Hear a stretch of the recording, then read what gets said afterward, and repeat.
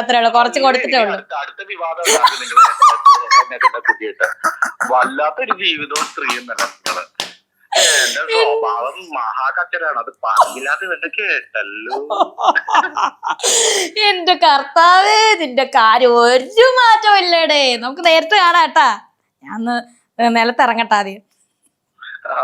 അത് നിങ്ങള് ആ ദേശാടനം തീർക്ക്. ഞാനൊരു കാര്യം ചോദിച്ചോട്ടെ, ഇപ്പം ഇവിടെ നാട്ടിലും ഇന്റർനാഷണൽ ലെവലും എല്ലായിടത്തും ഇപ്പം നാട് മുറിക്കുന്നത് ചേച്ചിയാണ്.